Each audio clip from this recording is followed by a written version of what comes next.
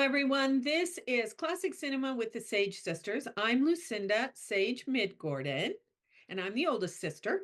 I'm Celeste, Sage Tate, the youngest of four.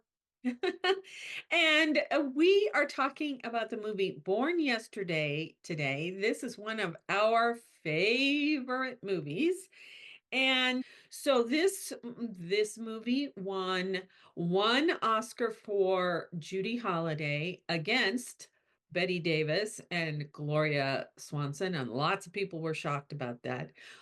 And then it was nominated for five Oscars total. So Celeste, you want to read the description of the Yeah. movie? While in Washington to lobby for favorable legislation, a garbage tycoon hires a reporter to teach his ex-showgirl mistress proper etiquette to better fit in with high society. But she ends up learning more than he bargained for. But what are your overall thoughts about the movie?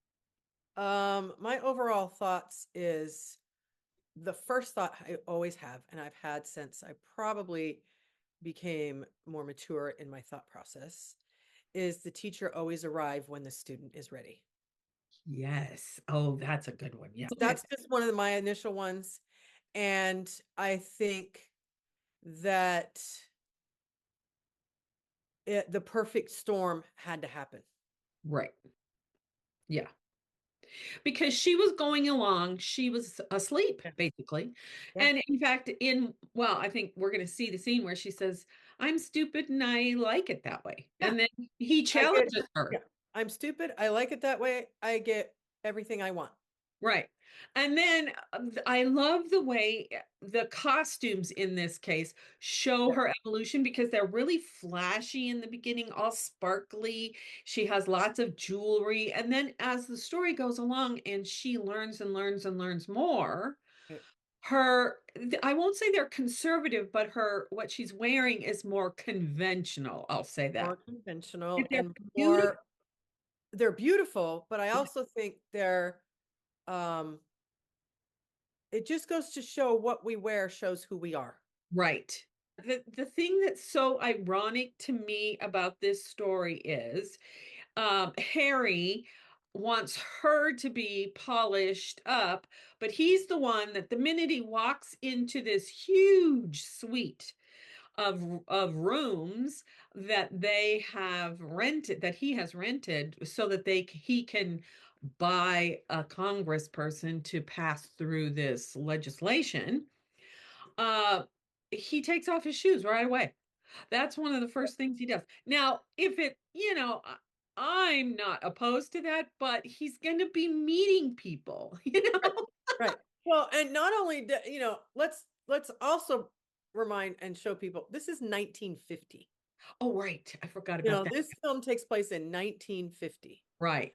So there was most certainly a huge amount of etiquette you should be following. Right. So Exactly. he's taking off his shoes and loosening his tie and throwing off his jacket, Right. and which is all metaphorical as well, that he does not think he has to follow anything He because is he's got right. money. Yeah. And the thing is that in a late scene that we're going to see, he says, I've been working since I was 12 years old. Well, he probably didn't go to school, finish school. Right. He's always just had his way and he's not very emotionally intelligent. Oh, Yeah. I'll talk about when Billy first sees Paul. Paul, and that's when she and the whole entourage are getting in the private elevator to go up to the suite, and Paul comes around and he's standing right there in front of her. And this time when I watched it, I looked at her face and she was like, "Ooh, who's Yeah. this?"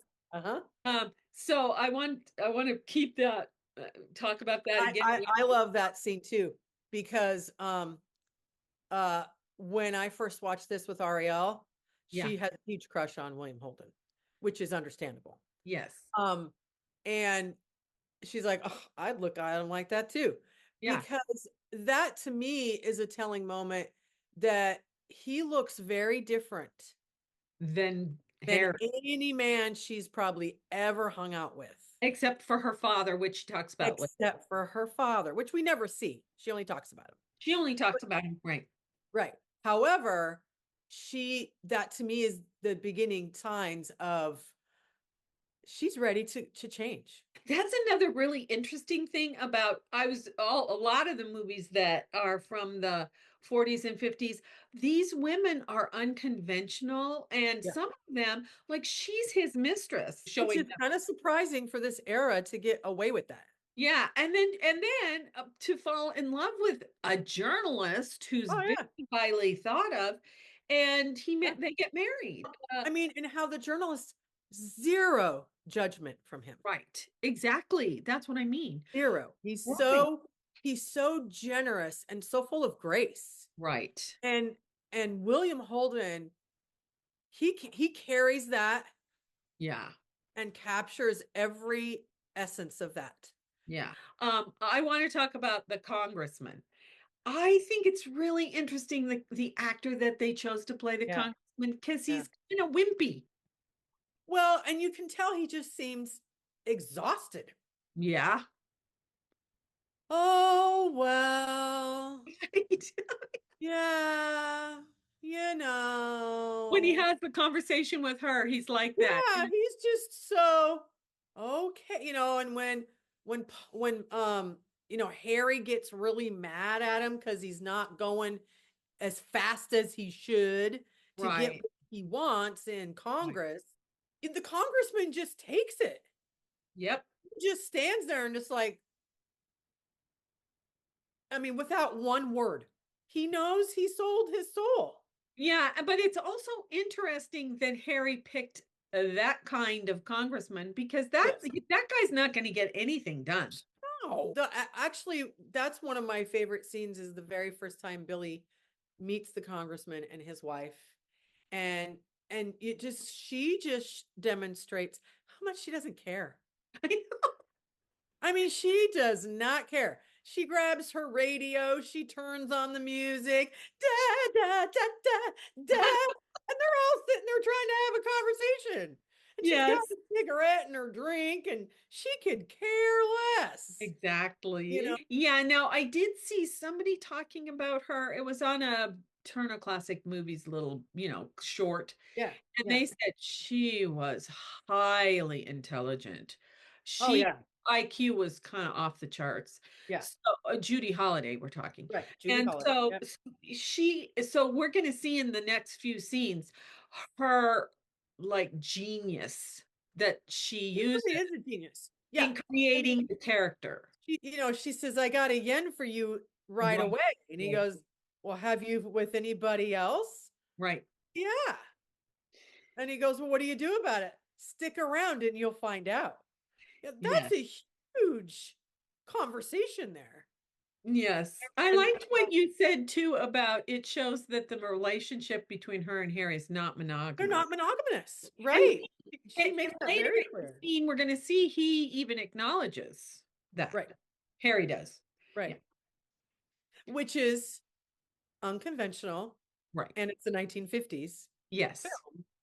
where there were so many code systems put into play Hmm. that this is really, really amazing that they get by with so much of this dialogue. I mean, every story, like you say, it has to have the protagonist and the antagonist and now the catalyst, Hmm. which every story I think still has all those three.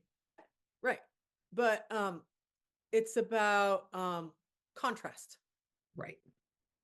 the contrast that starts happening in her Hmm. life. Hmm. Hmm. She sees it. She's never had anyone who challenges her, Yeah. to think for herself. She's got two men. They Right. are Oh my so God, huge contrast in men. Huge. So here she's got Paul reminding her of her father because she says, Right. Right. she's telling him about that her father wrote to her, and he wants to know, well, why? Oh, because I wrote to him, and he says in the letter, "I've thought about you every day," and she says, "I haven't thought about him in 5 years." Right. She Right. realizes the discrepancy of the Yeah. love between, Yes. and later in the movie, he tells her, she says, "You're angry at Harry because of the way he treats Me. Right. And he says, yeah, Yeah. And I'm angry at how he treats everybody. yeah. The system, how he uses it for his own gain. Mhm, This scene is really important too on um I think it shows that their relationship is changing. mhm, Because she just has this conversation with Paul, who he's interested in what she has to say and what her thoughts are and how she feels. mhm. Then you flip to that contrasting side of Harry, like, shut up. I Right. don't care how you feel. You don't get to talk. So And this was based on a play that was really yes, popular. this was based off a play. And once again, written by a man, but I think he understands women pretty well Mhm, mhm. because he is able to show her evolution from I think I'm stupid and I like being stupid to no, I don't really think I like being stupid and not having choices and showing like that whole card scene. She is smart. So Yeah. I love that she and Paul come up with this great Come up plan with a great plan. They certainly do. to get. And the plan to gather up enough of that signed work to have evidence against him Mhm. so that it really can help her get out, Yeah. you know? Um, and she gains enough backbone to be able to tell Harry, I'm the one in charge here, not you. And then my vision, they get married. We see them driving, they've just gotten married. And the policeman stops them and asks for the license, and he accidentally gives them the marriage license. But my vision is that they're going to see her father. Oh yeah. I think she's gonna go make amends. But I do. I really think that is not the end of the story for Harry because the real end of Harry's story is he's gonna go to prison. Hmm. He's gonna pull something stupid because he doesn't like that they're slowly got he does not know what it's gonna be like to be put in this position. He doesn't like to be not in control. And he's not in control and he doesn't know, so he's gonna try to control it Uh, and call hmm. their bluff, so to speak, Hmm. because that's just what he's going to do because he's Harry, Right. and Harry, he is the end of a manipulation that he's been doing his whole life. Hmm. So there's always that interesting narrative where you sit back and go, well, it's so interesting to actually see when someone's story ends Hmm. and their story falls apart. And this is Harry's part of his story falling apart. And it's as simple as her awakening. Yes. And And he's it the one who set it in motion. right. He's the one that set it all in motion. And but that shows how smart he's not Yes, exactly. realizing the repercussions of what that was going to bring. Well, and Paul even says to him at one point, I have a course for backward millionaires. But Right. Harry Right. doesn't, that sort of goes right Harry's back. like, whatever, He doesn't get it. No, Right. no. And the thing that's so great about her and Paul together too is um there's no yelling. Right. It's all just really expansive, connective conversations. And he respects her and he Absolutely. Right. realizes she's smart because Well, she's like a when whole bunch in when 3. they're after she takes her walk, she calls Paul. He sneaks in, gets the packet of paperwork, Mm-hmm. and they're in the elevator together, Mm-hmm. knowing things are about to change. Mm-hmm. And they kiss, and professes her love. I mean, she goes, "Oh, you just love my brain," and he goes, "Well, that too." And that is finally where you see a little crack in Paul that it's not just her brain he's in love with. He Right. loves everything about her. Yeah, it's an end of lots of things. It's an end of her Mm-hmm. allowing herself to be dumbed up. Right. Mm-hmm. It's Mm-hmm. but yet the end is a beginning. It's always that way. It's just the beginning. It's It's just the beginning of a really the life that she absolutely deserves. the happy Paul peasant. too, for that matter. The Paul happy deserves peasant. it too. Yeah. Yeah. Paul, she's what Paul's been looking for too. there's a lot of things that people love to point out about movies. Oh my God, that didn't age well. This This movie does. is timeless. I think so too. Just I like our prior movie, to me, it's timeless I agree. because it. I don't think you ever will. I don't know if we'll ever get over these kind of conversations of expansion Right. and I agree. learning Yeah. and caring for each other. And that's why I love talking about classic films because I think a lot of people think, "Oh, they're old and there's nothing interesting about them." I'm like, they laid the groundwork Exactly. They for did. what we have now. So go watch the movie. Go watch the movie. And the next movie we're talking about is Anti-Mame, one of the flashiest characters ever invented. Actually, it's that Anti-Mame character is actually based on a memoir. Oh, yep. So she was a real person. Travels with my aunt. Right, travels Yep. with the yep. And it's been made into like 3 or 4 movies. Oh, several different. Yeah, Broadway too as well. Okay, so we're watching the Russell version, Yep. My and favorite version. yes, my favorite version too.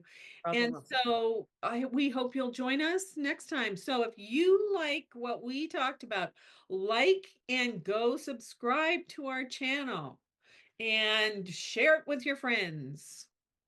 And We had fun. we'll see you next time. Bye. Go watch movies.